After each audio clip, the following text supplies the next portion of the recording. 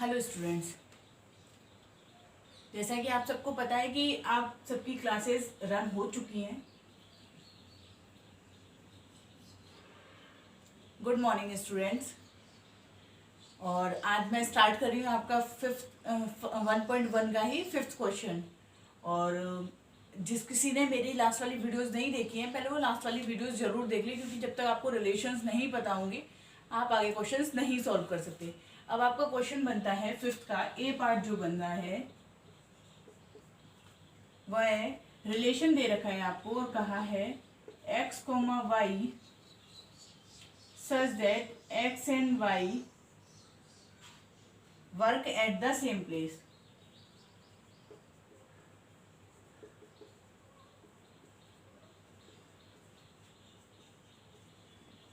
ठीक है, अब आपके पास क्या है, थ्योरी आ गई।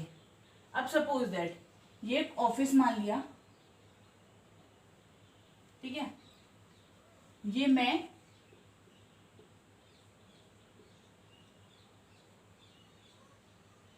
और ये मेरे साथ और भी टीचर्स हैं, ठीक है। पगड़ी बना देते हैं, ठीक है। ये मैं हूं और ये मेरे साथ और वर्कर है, मतलब मेरे साथ मेरी कोई फ्रेंड है, वो भी मेरे साथ एक ही जगह पे काम कर रहे हैं, यानी किसी ऑफिस में काम कर रहे हैं, दोनों लोग काम कर रहे हैं, ठीक है। मान लिया ये x है और ये y है, ठीक है। ये मान लिया ये x है, ये y है, यानी कि मैं x मान ली, ये मैं y मान ली। अगर मैं इसका कार्टेशियन प्रोडक्ट निकालती हूँ तो क्या होगा, x x होगा, x y होगा, y x होगा और y y होगा। यही तो होगा, ठीक है, यही तो होगा। लेकिन अगर हमसे कोई पर्सन देने के लिए पर्सन दिए हुए हैं तो हम इनका इस तरीके से कार्टेशियन प्रोडक्ट नहीं निकालेंगे। क्यों नहीं निकालेंगे? क्योंकि देखो एक चीज बताना, चलो यहाँ तो हमने कार्टेशियन प्रोडक्ट निकाले, लेकिन हम ह्यूमन बींग्स हो तो हमने फिर एक इंटीजर मान लिया ना, एक नॉन लिविंग थिंग्स मान लिया, वो तो गलत है। तो उसके लिए हमने किया क्या कि अब हम इसे ऐसे ही रहने देंगे और लिखेंगे, मतलब x यानी कि मैं हूं, y यानी कि ये हटा दिया सपोज, ठीक है। अगर मुझे रिफ्लेक्सिव निकालना है तो रिफ्लेक्सिव का क्या था, मुझे एक चीज बताइए, रिफ्लेक्सिव का क्या था कि मेरी इमेज बननी चाहिए थी, ठीक है। अगर मेरी इमेज नहीं बन रही तो रिफ्लेक्सिव नहीं होगा। तो रिफ्लेक्सिव के लिए मैंने एक चीज देखी कि मैं हूं और मेरी फ्रेंड है, तो मैं अपना काम करूंगी और मेरी फ्रेंड अपना काम करेगी, ठीक है। जैसा अभी सपोज दैट कुछ देर के लिए मान लेती हूँ ये x है, ये y है, ठीक है। मान लेती हूँ आपको समझाने के लिए कि ये x है, ये y है, ये x x बनेगा, ये x y बनेगा, ये y x बनेगा और y y बनेगा, ठीक है। यही तो बनेगा। तो इनकी क्या है, ये रिफ्लेक्सिव बन रहे हैं ना। क्यों? क्योंकि देखो इसकी इमेज बन रही है और इसकी इमेज बन रही है। एक्स्ट्रा हो तो हमें कोई प्रॉब्लम नहीं होती। तो यानी कि R इज रिफ्लेक्सिव। अब लिखेंगे किस तरीके से, बिकॉज, क्यों रिफ्लेक्सिव है, क्योंकि खुद की इमेज बन रही है, बिकॉज ह्यूमन बींग्स आर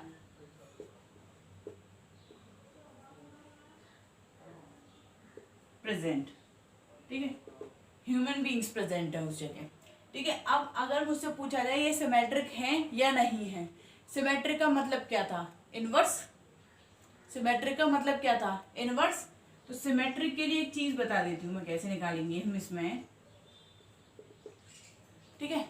अगर ये इस वाली जगह पे आ जाए और मैं इस वाली जगह पे पहुंच जाऊं ऑफिस में, मतलब अगर मुझसे कहा जाए कि आपका 3rd वाला लेक्चर ये वाली मैम ले लेंगी और 4th लेक्चर ये वाली मैम ले लेंगी, या 3 से 4 आप पढ़ा लीजिए, 4 से 5 वाली मैम पढ़ा लेंगी, तो हमें तो कोई फर्क पड़ नहीं रहा है। हमें तो जो 1 घंटा पहले पढ़ाना था वैसे ही अब पढ़ाना है। तो क्या हो गया, ये सिमेट्रिक भी हो गया। अगर हम प्रोडक्ट से नहीं देखते, अगर हम सपोज प्रोडक्ट से नहीं देखते, अगर हम ये देखते हैं कि अगर 2 घंटे इन्हें पढ़ाना है और 2 घंटे मुझे पढ़ाना है, किसी भी टाइम पे पढ़वा लो हमसे, हमें कोई प्रॉब्लम नहीं है। तो सिमेट्रिक का मतलब हो गया कि फंक्शन इज, मतलब जो रिलेशन दे रखा है R is symmetric because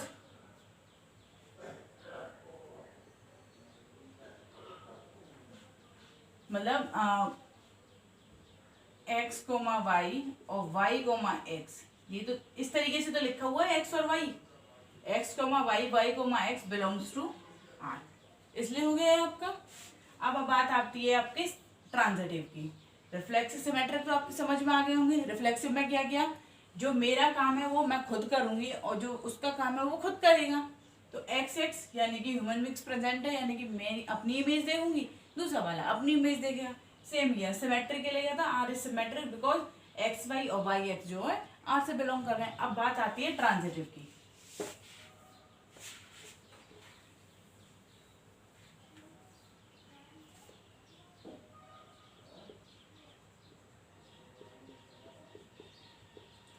transitive में मैंने क्या बताया था, दो फंक्शंस हैं तो वो ट्रांजिटिव होंगी।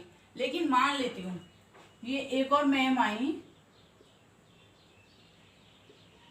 ठीक है, ये एक और मैम आई, अब इनकी जगह मैंने पढ़ा दिया, इन्होंने मेरी जगह पढ़ा दिया, मैंने इनकी जगह पढ़ा दिया, इनकी जगह इन्होंने पढ़ा दिया, तो कोई फर्क नहीं पड़ेगा। यानी कि अगर एक्स वाई है और ये वाई जेड है, ठीक है, तो क्या x z belongs to R नहीं करेगा? वो भी तो करेगा, क्योंकि वो भी इस ऑफिस में काम कर रही है। अगर ये कहीं और काम कर रही होती तो वहां तो मैं जाती नहीं इनकी जगह पर पढ़ाने। अगर ये मेरी हमारे स्कूल्स में ही है तो हम लोग कोऑपरेट करते हैं ना।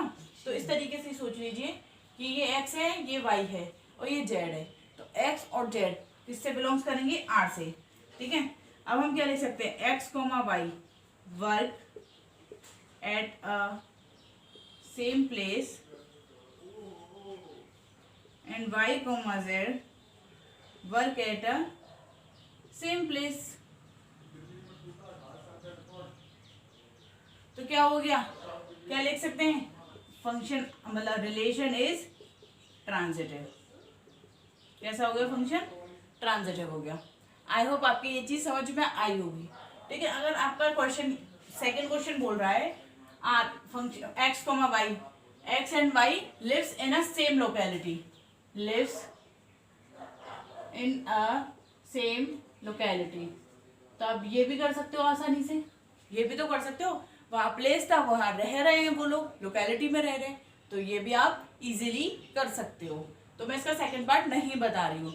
अगर किसी को भी प्रॉब्लम हो तो नीचे कमेंट बॉक्स में लिख दीजिए कि हमें नहीं आ रहा है समझ में, तो आप एक बार और बता दीजिए। तो इस बहाने आपका सेकंड क्वेश्चन का भी रिवाइज हो जाएगा और आपको सेकंड क्वेश्चन भी हो जाएगा और फर्स्ट क्वेश्चन दोबारा हो जाएगा, ठीक है। अगर नीचे कमेंट बॉक्स में आंसर नहीं आता है तो मैं क्वेश्चन नहीं बताऊंगी, ठीक है। अब आपका दे रखा है अगला question,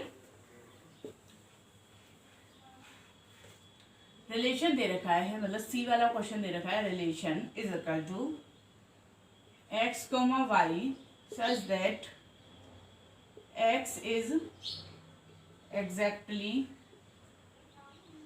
7 centimetre taller than y, ठीक है। सपोज दैट मैं हूं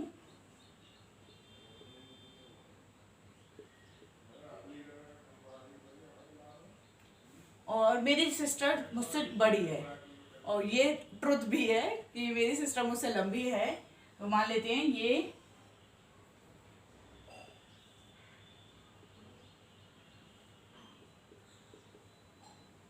ठीक है। सपोज दे ये 150 सेंटीमीटर की है, तो मैं कितने की होंगी, 143 सेंटीमीटर की, क्योंकि ये मुझसे 7 सेंटीमीटर बड़ी है। इतना समझ में आया? ये 150 की है और मैं कितने की हूँ, 143 की, क्योंकि ये मुझसे 7 सेंटीमीटर बड़ी है। अब मुझे एक चीज बताओ, अगर मैं हूं जो मेरी इमेज बनेगी, क्या एक चीज बताना, इमेज जो बनती है, जो सेकंड वाली इमेज बनती है वो खुद की इमेज बनती है, तो क्या मेरी खुद की इमेज मुझसे बड़ी हो सकती है? क्या मेरी खुद की इमेज मुझसे बड़ी हो सकती है? क्या मेरी सिस्टर की इमेज जो वाई है इसकी इमेज इससे बड़ी हो सकती है? तो आंसर होगा नहीं। हमारी इमेज तो उतनी ही बनेगी ना जितनी हमारी हाइट है। अगर मेरी 143 की है तो 143 की ही बनेगी, और 150 की है तो 150 की ही बनेगी। तो हमें एक रिलेशन जो दे रखा है वो रिलेशन दे रखा है x comma y such that x is exactly, यानी कि जो हम पार्टीशन प्रोडक्ट लिखेंगे, जो हम फंक्शंस के अंदर लिखेंगे, जो हम रिफ्लेक्सिव लिखेंगे तो रिफ्लेक्सिव क्या लिखेंगे, रिफ्लेक्सिव क्या लिखेंगे, आर इज नॉट रिफ्लेक्सिव। क्यों? क्योंकि मेरी जो एक्स है यानी कि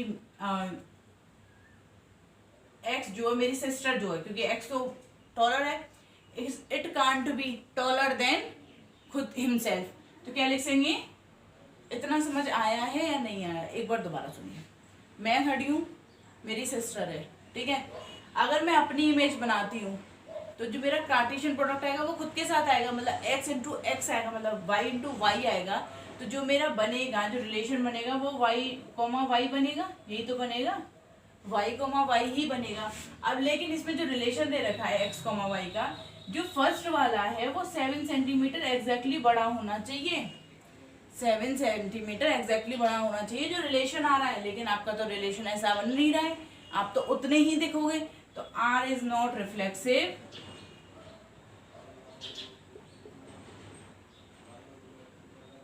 बिकॉज X, मतलब जो 150 सेंटीमीटर वाला है, X is not taller than himself. मतलब जो x है वो अपने आप से बड़ा नहीं हो सकता, एक चीज खुद से होती है।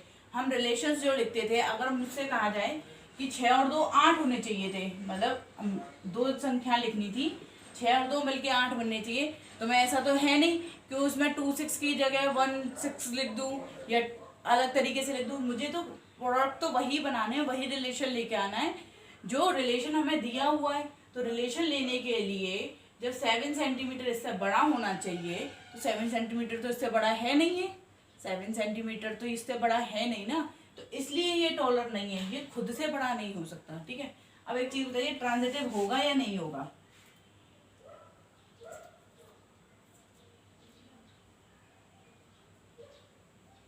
ट्रांजिटिव के लिए क्या बताया था मैंने?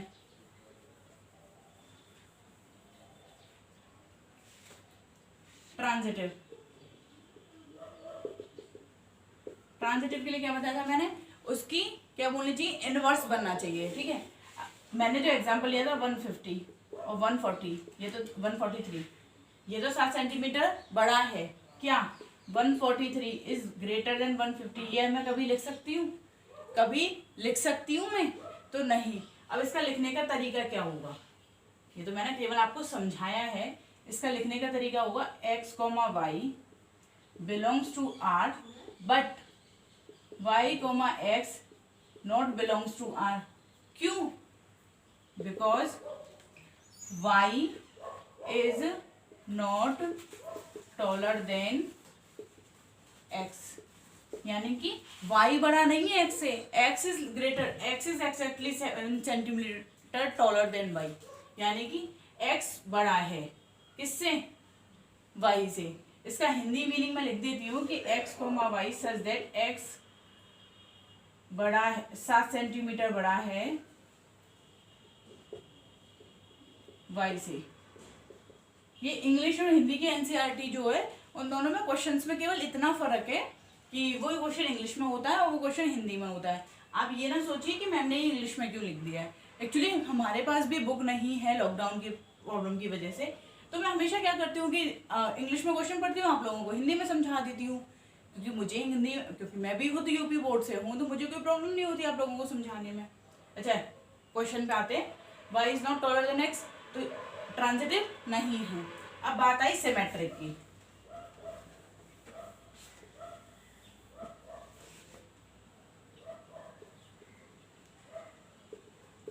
सिमेट्रिक के लिए देखिए,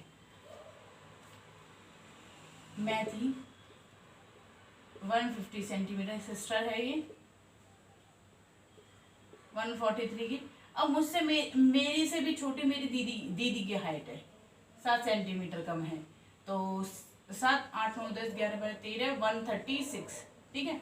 यही तो बना फंक्शन। या पहले इस तरीके से देखना, 150 कॉमा 143, ठीक है, 143 कॉमा 136, ठीक है।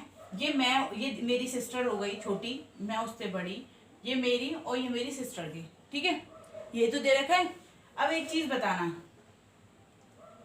क्या ये x है, ये y है, ये y है, ये z है, ठीक है, ये तो है।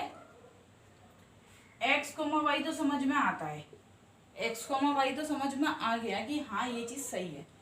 क्या अब एक चीज y, z, ठीक है, y, z, y से y कट गया, x, z, कितने का डिफरेंस बन गया इनके बीच में? 14 का। हमें लिखना कितने का डिफरेंस था? 7 सेंटीमीटर का। जो हमारा प्रोडक्ट नहीं बन रहा है, नहीं बन रहा ना, तो हम लिखेंगे किस तरीके से, लिखने का तरीका देखना। इतना समझ में आया? 150, 143 से 143 कैंसिल, तो ये क्या बचा? 150, 136, 14 का डिफरेंस। तो ये तो हमारा गलत हो गया। अब हम इसे लिखने का तरीका देखते हैं। x, y belongs to r, y, z belongs to r, but x, z is not belongs to r because x is not greater than, taller than, sorry, greater नहीं, taller than 7 सेंटीमीटर। समझ में आया? और ये कितना बन रहा था हमारा? 136। फिर आप क्या लिखोगे नीचे? Such that function is not symmetric, not transitive और नॉट रिफ्लेक्सिव। तीनों चीज लिख सकते हो आप, सिमेट्रिक, रिफ्लेक्सिव एंड ट्रांजिटिव, तीनों कोई फंक्शन नहीं है। अब अगला क्वेश्चन देख लिया।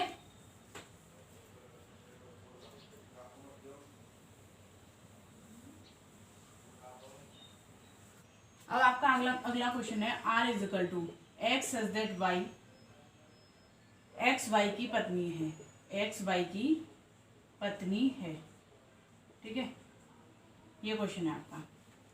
और मुझे एक चीज बताइए, आप खुद सोचिए रिफ्लेक्सिव होगा या नहीं होगा? रिफ्लेक्सिव के लिए क्या था? खुद की इमेज बननी चाहिए थी, खुद की इमेज बननी चाहिए थी। खुद की इमेज के लिए क्या है? अगर मैं यहाँ एक्स एक्स लिख दूं तो यह एक्स एक्स की पत्नी हो जाएगी क्या? क्या मैं खुद की पत्नी हो जाऊंगी? सपोज दैट ये कोई पर्सन है, ये मान लिया हस्बैंड है,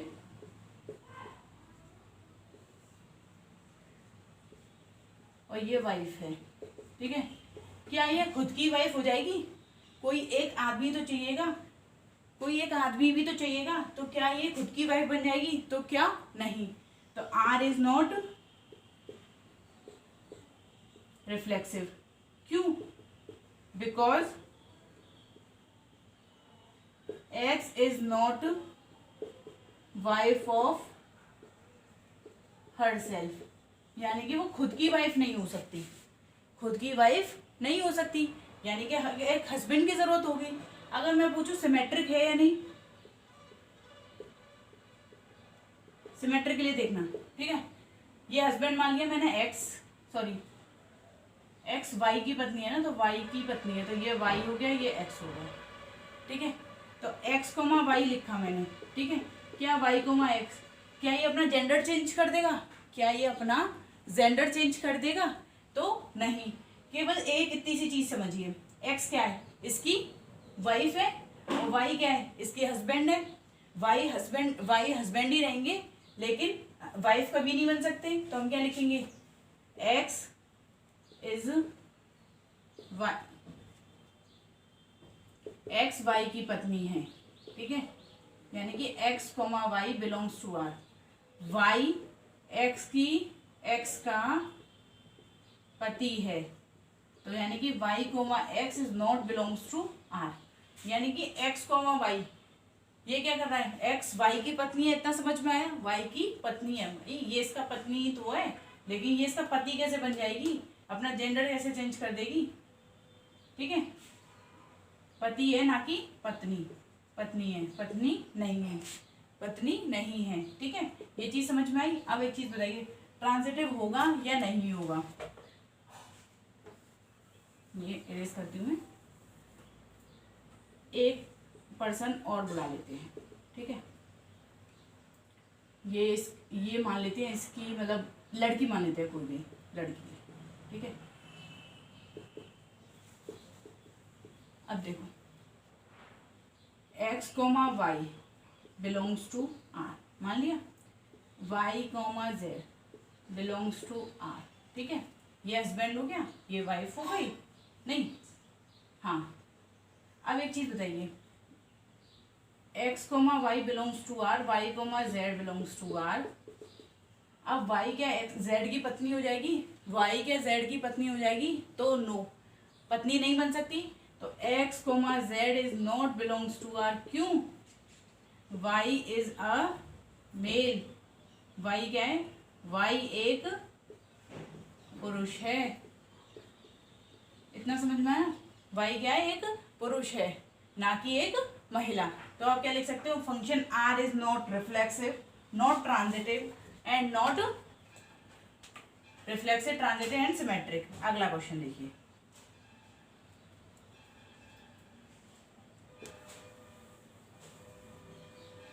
अगला क्वेश्चन बोल रहा है आपसे, x such that y, x Y के पिता हैं, के पिता हैं।